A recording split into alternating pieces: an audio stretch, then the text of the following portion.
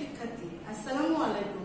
Shimul memorial north south school and college কর্তৃক আয়োজিত online ক্লাসে আবার সকলকে স্বাগত।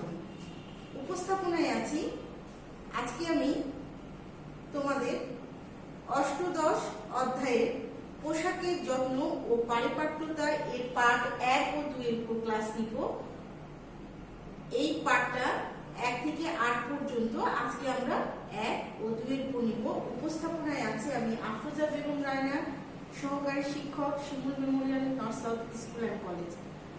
তো ক্লাস শুরুর প্রথমে শিক্ষার্থীরা তোমরা জানো যে আমরা করোনা নিয়ে কিছু আলোচনা করি। করোনা একটা মহামারী, আমরা সকলেই জানি। বাংলাদেশ সহ বিশ্বব্যাপী এখন আমরা এই মহামারীতে আক্রান্ত হচ্ছি। সুতরাং আমাদেরকে চেষ্টা করতে হবে এই মহামারী থেকে নিজেকে রক্ষা করার। এই জন্য আমরা কি করব? স্বাস্থ্যবিধি মেনে চলবো, ঘরে থাকবো, মাস্ক ব্যবহার করব এবং পুষ্টিকর খাবার খাবো। চলে আসি শিক্ষণ ফলে।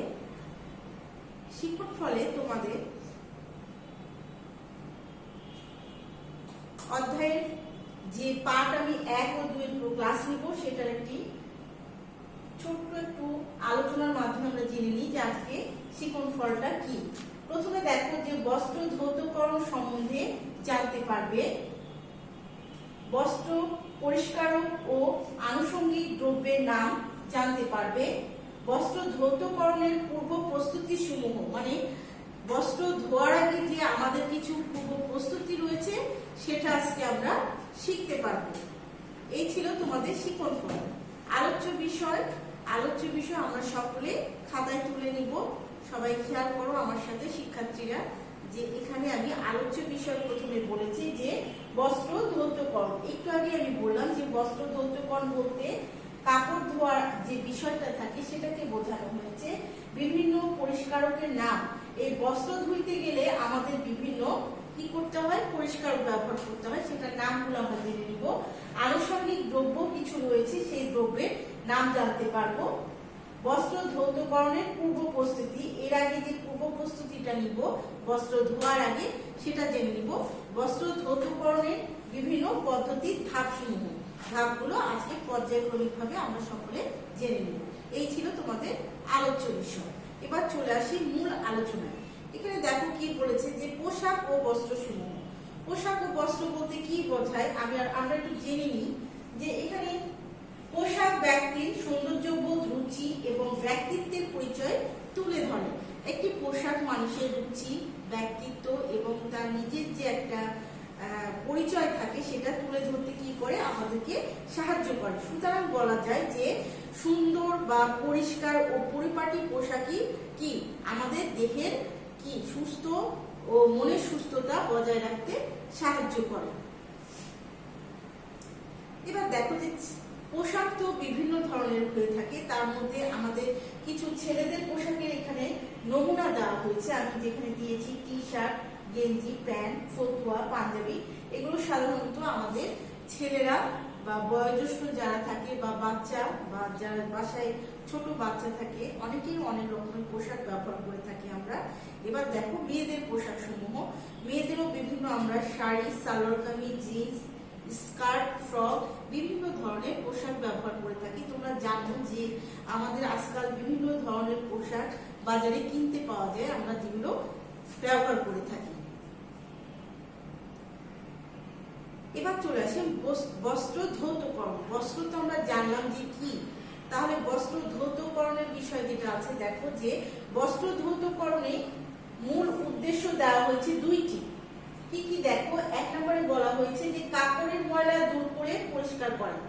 বস্ত্র ধৌতকরণের মূল উদ্দেশ্যই হলো যে কাপড়ের যে ময়লা থাকে সেটা কি ধুয়ে দূর করা বা পরিষ্কার করা। 2 নম্বর আছে পরিষ্কার কাপড়ের আনুষঙ্গিক দ্রব্য ব্যবহার করে স্বাভাবিক সৌন্দর্য ফিরিয়ে আনা। এই পরিষ্কার করার পরে যে পরিষ্কার কাপড়ের যে আবার আনুষঙ্গিক যে দ্রব্যগুলো তোমাদেরকে দেখানো হবে একটু পরে স্লাইডে, সেটার মাধ্যমে আমরা কি করতে পারি? পোশাকের স্বাভাবিক সৌন্দর্যটা ফিরিয়ে আনতে পারি। এই হচ্ছে বস্ত্র ধৌতকরণের যন্ত্র। আমরা জানি যে আমরা সবসময় শারীরিক শ্রম দিয়ে কাপড় ধুই, বা কাপড় কাচি যেটাই বলো না কেন তোমরা। এছাড়াও আজকাল আধুনিক যুগে অনেক ধরনের জিনিস পাওয়া যায়, তার মধ্যে বস্ত্র ধৌতকরণে যেটা মানে সচরাচর দেখা যায় সেটা হচ্ছে ওয়াশিং মেশিন। এটা হচ্ছে কাপড়কে সহজেই পরিষ্কার করে এবং আমাদের কাপড় ধৌতকরণের ক্ষেত্রে অনেকই সাহায্য করে। এবার চলে আসি যে বস্ত্র পরিষ্কারক ও আনুষঙ্গিক দ্রব্যের তালিকা। আমি একটু আগে বললাম যে বস্ত্র পরিষ্কারক এবং আনুষঙ্গিক দ্রব্যের একটা তালিকা রয়েছে, আমি তোমাদেরকে দেখাবো। এটা হচ্ছে সেই তালিকা। এখানে খেয়াল করো যে এইদিকে আমি বস্ত্র পরিষ্কারক হিসাবে কি কি দিয়েছি, যে সাবান, কাপড় কাচার সোডা, গুঁড়া সাবান, তুষের জল, অ্যানিমিয়া, রিঠা, সিনথেটিক ডিটারজেন্ট, এগুলো হচ্ছে বস্ত্র পরিষ্কার। আর এইবারে দেখো খেয়াল করো যে এখানে আছে যে বোরাক্স, স্টার্চ, নীল, কাপড় মোলায়েমকারক, জীবাণুনাশক, ভিনেগার, লবণ, এগুলো হচ্ছে আনুষঙ্গিক দ্রব্য। এটা দিয়ে আমরা কি করতে পারি, কাপড়কে আরো সৌন্দর্য বা কাপড়ের যে সৌন্দর্য বাড়ানোর বিষয় থাকে সেটা আমরা করতে পারি। এবার দেখো পরিষ্কার দ্রব্য হিসাবে আমি একটু আগে বললাম যে যেগুলো আমরা ব্যবহার করে থাকি কি কি। দেখো এখানে রিঠা ফল দেওয়া হয়েছে, বিভিন্ন প্রকার ডিটারজেন্ট ব্যবহার করা হয় এবং কাপড় কাচার যে সাবান আমরা ব্যবহার করে থাকি, এগুলো কি করে, কাপড়কে আমাদেরকে পরিষ্কার করতে সাহায্য করে, এই জন্য এগুলো আমরা পরিষ্কারক হিসাবে ব্যবহার করে থাকি। এবার চলে আসি আনুষঙ্গিক দ্রব্য। দেখো আনুষঙ্গিক দ্রব্যে আমি একটু আগে বললাম যে বোরাক্স, লবণ কি, তারপরে হচ্ছে স্টার্চ, ভিনেগার, কাপড় মোলায়েমকারক, বিভিন্ন ধরনের জিনিস থাকে, নীল, এখানে বিভিন্ন ধরনের সেই জিনিসগুলো আমি তুলে ধরেছি, সেগুলো হচ্ছে আনুষঙ্গিক দ্রব্য হিসাবে আমরা পোশাকে ব্যবহার করে থাকি। এবার চলে আসি যে বস্ত্র ধৌতকরণের পূর্ব প্রস্তুতি। দেখো এখানে কি বলা হয়েছে যে বস্ত্র ধৌতকরণ পরিবারের পরিষ্কার পরিচ্ছন্নতার একটি উল্লেখযোগ্য দিক। আমরা বস্ত্র ধৌতকরণের ক্ষেত্রে পরিষ্কার পরিচ্ছন্নতাকে অবশ্যই প্রাধান্য দিব, কারণ এটা একটি উল্লেখযোগ্য দিক হিসাবে আমাদেরকে নির্দেশনা দিয়ে থাকে। কেননা প্রতিদিনই, দেখো এখানে কি বলেছে যে কেননা প্রতিদিনই ব্যবহার্য কাপড় পরিষ্কার করতে হয়। আমরা যে পোশাকটা পরি তা অবশ্যই কি করতে হয়, পরিষ্কারের একটা ব্যাপার থাকে। আবার কখনো কখনো কি করি, আমরা কিছু কাপড় আছে যেটা সাপ্তাহিক বা কিংবা মৌসুমী ভিত্তিক ধৌতকরণ করি, কারণ সেগুলো আমাদের প্রতিদিন ধোয়ার একটা বিষয় থাকে না, সেটা সপ্তাহে বা মাসে একবার ধুলে চলে। কাপড় ধোয়া কি পরিশ্রমের কাজ। আমি একটু আগে বলেছি যে আমরা শারীরিক শ্রম ব্যয় করে কাপড় পরিষ্কার করি, যেটা অনেক পরিশ্রমের কাজ। এই কাজটি সুষ্ঠুভাবে শেষ করার জন্য এখানে কয়েকটি ভাগে ভাগ করা হয়েছে, সেই ভাগগুলো আমি তোমাদেরকে এখন তুলে ধরবো। তোমরা খেয়াল করো স্লাইডে যে প্রথমটা কি বলছে, যে ময়লা কাপড় বাছাই করা। আমাদেরকে বস্ত্র ধৌতকরণের পূর্ব প্রস্তুতি যেটা থাকবে সেটা হচ্ছে কি, ময়লা কাপড়টাকে আমরা বাছাই করে দিব। 2 নাম্বার কি বলছে, যে মেরামত করা। এই মেরামত করা আবার বিভিন্ন ধরনের হয়ে থাকে, তার মধ্যে দেখো এখানে মেরামতের নমুনা আমি যেটা বলে দিয়েছি। প্রথমটা কি আছে, রিফু করা। রিফু করা কি বলছে, দেখো পোশাকের কোনো স্থানে খোঁচা লেগে বা ফেসে গেলে ছেঁড়া স্থানের পরের সুতা সূক্ষ্ম ও নিপুণভাবে সূচের সাহায্যে ভরে দেওয়াকে রিফু বলে। তাহলে আমরা কি বুঝলাম, যে পোশাকের কোনো স্থান যদি ছিঁড়ে যায় বা ফেসে যায়, সেখানে আমরা কি করি, পরের সুতা সূক্ষ্মভাবে নিপুণভাবে সূচের সাহায্যে ঢুকিয়ে কি করি, ভরে দেওয়াকে আমরা কি বলি, রিফু করা বলি। এজন্য বস্ত্রের সুতা অনুযায়ী কি করতে হবে, সূচ ও সুতার প্রয়োজন। আমরা চেষ্টা করব যে বস্ত্রের যে রং বা সুতার প্রয়োজন সেটা আমরা সঠিকভাবে সেখানে প্রয়োগ করার বা দেওয়া। এবার দেখো রিফু করার কয়েকটি ধাপ। এই রিফুটা আবার বিভিন্ন ধরনের হয়ে থাকে। এখানে দেখো ছবিতে তোমাদেরকে বলা হয়েছে যে প্রথম পর্যায়ের ধাপ, যেটা আমরা লম্বালম্বি ভাবে দিতে পারি। দ্বিতীয় পর্যায়ের ধাপ দেখো, এটা আড়াআড়ি ভাবেও দেওয়া যেতে পারে, এবং তৃতীয় হচ্ছে আড়াআড়ি লম্বালম্বি 2 ভাবে আমরা এটা দিতে পারি। এটা হচ্ছে রিফু করার কয়েকটি ধাপ। এবার চলে আসি তালি দেওয়া। তালি দেওয়াতে কি বলছে দেখো, বস্ত্র ও পোশাকের কোন অংশ ছিঁড়ে গেলে এক পর্দা কাপড়ের উপর আরেক পর্দা কাপড় সেলাই করে আটকানোকেই তালি দেওয়া বলা হয়। তাহলে আমরা কি বুঝলাম যে একটা কাপড়ের যদি কোনো অংশ ছিঁড়ে যায় সেটার উপর দিয়ে এবং নিচের দিক থেকে যদি আমরা এক পর্দা কাপড় দিই, দিয়ে যে সেলাইটা করি সেটাকে কি বলে, তালি দেওয়া বলে। এই তালি আবার দুই ধরনের হয়ে থাকে, এখানে খেয়াল করো, তালি দুই ধরনের, সাধারণ তালি এবং নকশা তালি। আমরা জেনে নিব এবার সাধারণ তালিটা কি। প্রথমে দেখো, তালি বিভিন্ন ধরনের হয়ে থাকে, তালি গোলাকারও হতে পারে, চারকোনাও হতে পারে। যে কোনো কাপড়ে তালি দেওয়া হবে যে কাপড়ে আমরা তালি দিব তার অনুরূপ রং ও জমিনের বড় একখণ্ড কাপড় দিতে হবে। তালির কাপড়টা কি হবে, ছেঁড়া অংশের চেয়ে অবশ্যই বড় দিতে হবে। এবং টুকরা কাপড়টি তালি দেওয়ার আগে ভালোভাবে আমরা কি করব, ইস্ত্রি করে ধুয়ে নিয়ে ইস্ত্রি করে নিব।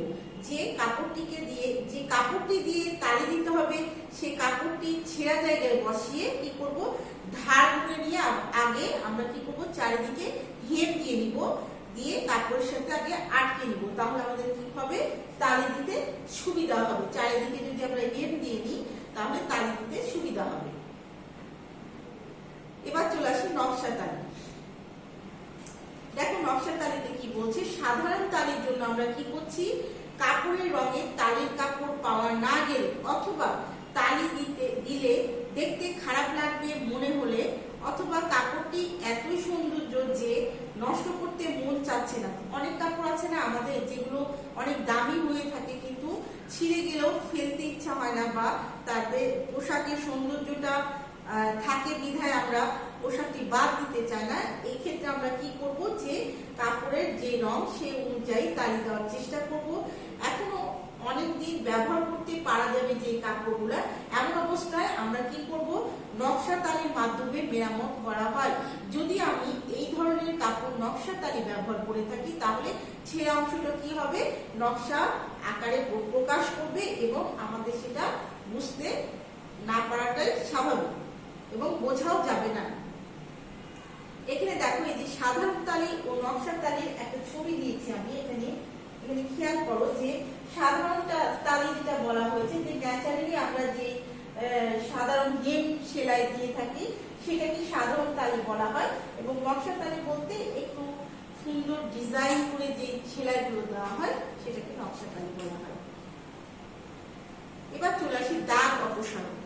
কাপড়ে, জামা কাপড়ে কি হয়, আমরা ব্যবহার করলে অনেক সময় দাগ লাগে এবং কি হয় সেটা ব্যবহারে অনুপযোগী হয়ে যায়, দেখতেও কি খারাপ লাগে। তাই সম্পূর্ণ কাপড় ধোয়ার আগে আমরা কি করব, দাগযুক্ত স্থানটি এবং দাগের উৎস, তন্তু, প্রকৃতি আমাদেরকে জানতে হবে যে দাগটা কি কারণে লেগেছে বা কি করলে দাগটা অপসারণ করা যাবে সেটা আগে আমরা ভেবে নিব। কেননা রং কি করে, অন্যান্য পরিষ্কারক দ্রব্যের সংস্পর্শে এসে কি করে, দাগটি স্থায়ীভাবে বসে যেতে পারে। আমাদের এমন কিছু পরিষ্কারক আছে যেগুলো কাপড়ে ব্যবহার করার ফলে কি হয়, দাগটি ওঠার পরিবর্তে কি হয়, আরো কাপড়ে স্থায়ীভাবে বসে যায়। তো আমাদেরকে অবশ্যই চিন্তা করতে হবে যেন এটা না হয়। দেখো এখানে বিভিন্ন প্রকার দাগের আমি একটা ছবি বা চিত্র প্রদান করেছি, যে দাগ কিন্তু বিভিন্ন ধরনের হতে পারে। এটা বিভিন্ন কালি হতে পারে, ময়লা হতে পারে, হলুদের দাগ হতে পারে, দাগ বিভিন্ন প্রকার হতে পারে, কিন্তু সেই অনুযায়ী আমাদেরকে চেষ্টা করতে হবে পরিষ্কারক ব্যবহার করা। এবার চলে আসি যে পানিতে ভেজানো। দেখো কি বলেছে, বেশি ময়লা কাপড় যেগুলো বলতে আমরা বুঝে থাকি সেগুলো কি, মশারি, পর্দা, টেবিল ক্লথ, এগুলো কি করব, প্রথমে আমরা কি করব, সাবান পানিতে দেওয়ার আগে ঠান্ডা পানিতে কি করব, 1 ঘন্টা ভিজিয়ে রাখলে কি হবে, কাপড়ের ময়লাটা আলগা হয়ে যায়। এরপর সাবান পানি দিয়ে ধুলে কাপড় কি ভালো পরিষ্কার হয়, সাবানও কম খরচ হয়। তাহলে আমরা কি জানলাম, যে যেগুলো বেশি ময়লাযুক্ত কাপড় আমরা 1 ঘন্টা আগে পানিতে ভিজিয়ে রেখে যদি ধুই তাহলে আমাদের এতে কি হবে, কাপড়টি পরিষ্কারও হবে এবং সাবান খরচও কম হবে। এবার দেখো কাপড়ে যে নীল ও মার প্রয়োগ করা হয়, আমি এখানে একটা তার চিত্র দিয়েছি। আমরা ন্যাচারালি যে মারটা ব্যবহার করি সেটা ভাতেরও হতে পারে, আবার ইদানিং কালে আমরা যেটা জানি যে মার হিসাবে বা মাঠটা হচ্ছে সাধারণত কাপড়ে কড়কড়ে ভাব আনার জন্য ব্যবহৃত হয়। ইদানিং বাজারে যেটা ব্যবহৃত হয় অ্যারারুটকে আমরা কি করি, কাপড়ে ব্যবহার করে থাকি। তো আমরা ভাতের মাঠ বা অ্যারারুটকে কাপড়ের কড়কড়ে ভাব আনার জন্য অবশ্যই সেটা ব্যবহার করতে পারি, তাও কাপড়ের ধরন অনুযায়ী সেটা অবশ্যই ব্যবহার করব। এখানে দেখো নীল আছে, যে নীল আমরা ন্যাচারালি যে কাপড়ে ব্যবহার করি সেটা হচ্ছে সাদা কাপড়। সাদা কাপড়ে যদি নীল ব্যবহার করি তাহলে কি কাপড়ের উজ্জ্বলতা বৃদ্ধি পায় এবং দেখতে অনেক সুন্দর লাগে।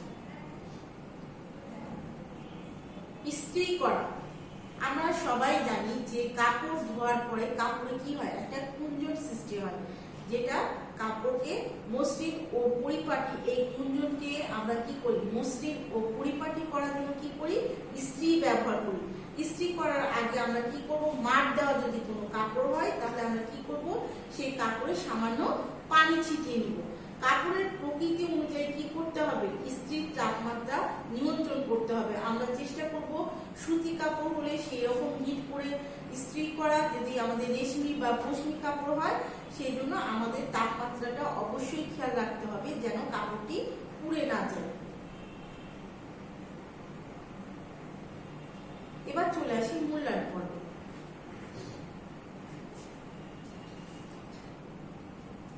এখানে দেখো যে মূল্যায়ন হচ্ছে কি বলা হচ্ছে 1 নম্বর প্রশ্নে, যে রিঠা কি।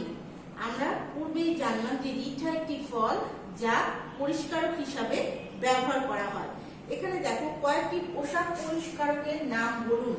আমরা একটু আগেই বললাম যে সাবান, ডিটারজেন্ট, নীল, ভিনেগার, বিভিন্ন ধরনের আমরা কি পরিষ্কারক ব্যবহার করে থাকি। এগুলোই হচ্ছে কাপড় বা পোশাক পরিষ্কারকের নাম। 3 নম্বর আছে যে আকর্ষণীয় ব্যক্তিত্বের অন্যতম শর্ত কি। আমি পূর্বেই বলেছি যে আকর্ষণীয় ব্যক্তিত্বের অন্যতম শর্ত হলো পোশাক। একটি ব্যক্তির পরিচয় বা নিজের পরিচয়কে তুলে ধরার জন্য পোশাকের অবশ্যই ভূমিকা রয়েছে। এই ছিল তোমাদের মূল্যায়ন। তোমরা সকলে আশা করি খাতায় তুলে নিয়েছো। তোমাদের নেক্সট যে ক্লাস আছে রিভিশন টপলেস অধ্যায় দেখো অষ্টাদশের পার্ট 1 এবং 2।